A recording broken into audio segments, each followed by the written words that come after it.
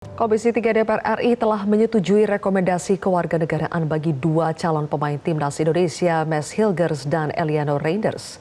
Lalu bagi mereka potensi kedua pemain tersebut untuk langsung bisa memperkuat timnas Indonesia saat melawan Bahrain di kualifikasi Piala Dunia 2026. Kami akan membahasnya dengan pengamat sepak bola Roni Pangemanan atau Bung Ropan. Selamat malam. Selamat malam, Sylvia. Oke, Bung Ropan, DPR sudah setuju proses naturalisasi Max Hilgers dan Eliano Reinders. Menurut Bung Ropan, kedua pemain ini sudah sesuai belum dengan kebutuhan di skuad Garuda, khususnya untuk kualifikasi Piala Dunia 2026? Bersyukur ya, ada tambahan dua pemain, walaupun kalau bilang sesuai atau tidak, saya pikir belum cukup.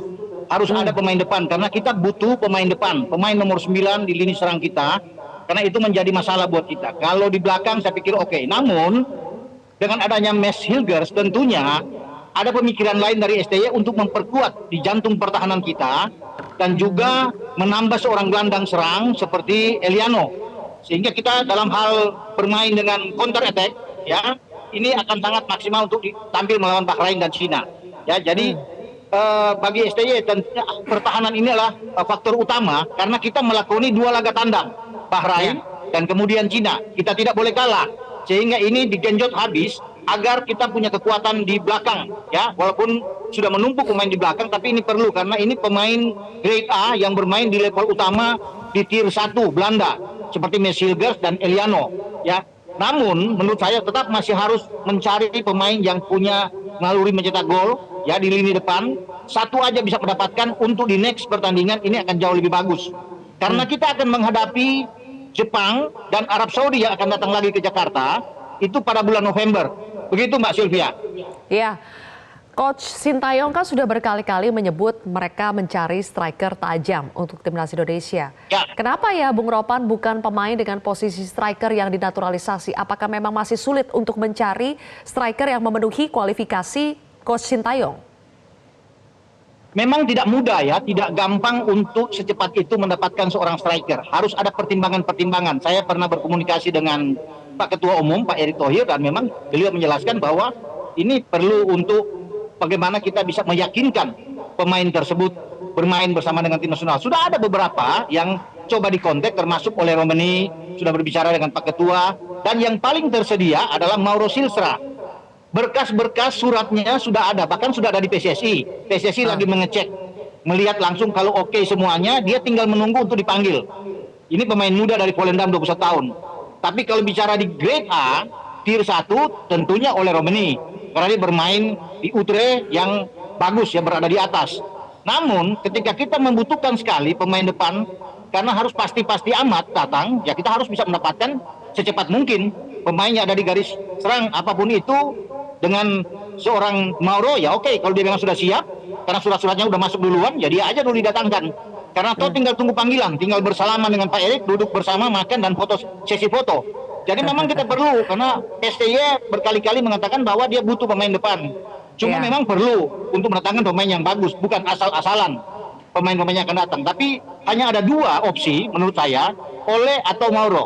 Yang tersedia sekarang adalah Mauro, maka dia harus cepat didatangkan, entah pada bulan Oktober untuk main pada bulan November, ya terserah PSSI. Karena bola sekarang kan ada di PSSI, begitu Mbak. Nah Bung Ropan, Max Hilgers posisinya kan back ya. Apakah nanti posisi Hilgers ini akan menggeser posisi Rizky Ridho atau justru pemain lain yang akan digeser?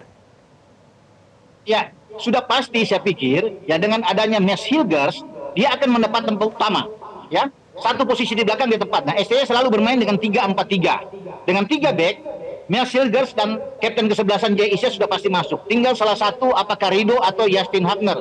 Karena ingat kita masih punya Jordi Amat ya. Tapi kalau disuruh memilih opsi itu, saya pilih Rizky Ridho.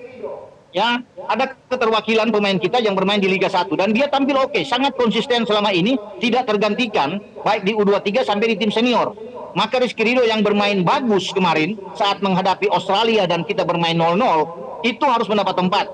Bukannya Justin Hagner tidak bagus, dia bagus juga bermain. Namun kan harus memilih salah satu karena hanya ada 3. Kalau Max Hilgers sudah masuk bersama Jai, ada Rizky Ridho yang saya pikir lebih pas ya. Dan STY selalu memainkan dia. Pemain yang stabil, pemain yang konsisten bermain selama ini di tim nasional adalah Rizky Ridho, maka tidak ada dilakukan lagi dengan keadaan Rizky Ridho untuk bisa bermain. Soal Justin Hartner bermain di babak kedua itu tergantung dari STY, atau Justin bermain didorong sebagai gelandang bertahan. Begitu. Oke. Kalau Eliano, kehadiran Eliano, Bung Ropan siapa ya pemain di skuad Garuda yang akan digantikan oleh Eliano? Kita punya 3 pemain di depan selama ini, ada Ragnar, ada Rafael Stuik atau Marcelino bergantian dengan Witan Sulaiman. Dengan adanya Eliano, maka posisi di depan itu bisa Eliano akan ambil alih. Ya, kita butuh pemain yang seperti dia, masih 23 tahun, punya kecepatan, punya visi bermain bola yang baik. Maka salah satu Witan atau Marcelino akan tergeser dengan adanya Eliano. Dia juga bisa dimainkan dengan opsi lain, ya, sebagai gelandang yang lebih bertahan, bisa gelandang serang katakan masih boleh dia bermain dengan menempatkan Rafael atau Ragnar di depan. Jadi dia berdiri di antara 2 striker. Kalau dibilang siapa yang akan menggantikan, ya salah satu tadi, Witan atau Marcelino. Dan keberadaan Eliano ini sangat penting karena kita butuh pemain untuk bisa menggedor di depan atau pelapis sebagai gelandang kreatif, membackup seorang Tom Haye yang ada di tengah. Jadi oke lah kalau dengan adanya Eliano. Walaupun saya bilang tadi kita perlu tambah 1 striker depan, tapi untuk sementara cukup untuk dengan adanya Eliano. Begitu. Oke, baik. Terakhir, Bung Ropan, Mes dan Eliano kan tinggal diambil sumpahnya di Kemenkumham. Bagaimana Bung Ropan memprediksi peluang mereka untuk bermain di laga bersama dengan Bahrain nanti? Ya, dengan keberadaan tersedianya Mes dan Eliano, saya kira ini kita tambah kuat. Lawan Bahrain atau Cina akan melihat lalu perkembangan pemain-pemain kita. Mereka tahu dengan penambahan ini kita akan kuat. Sehingga kalau bicara bagaimana prediksi, kita tidak boleh kalah bermain tandang. Itu yang paling penting. Kalau kita bisa menang sekali, draw sekali sudah oke.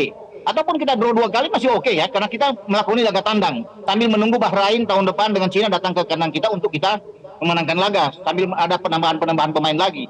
Jadi saya pikir oke dengan adanya Mes dan Eliano ini pasti akan sangat diperhitungkan dan kita bisa mendapatkan hasil yang maksimal. Begitu, Mbak. Baik, kalau begitu. Terima kasih Bung Ropan sudah berbagi pandangan Anda di Prime Time News hari ini. Terima kasih. Jelajahi cara baru mendapatkan informasi. Download Metro TV Extend sekarang.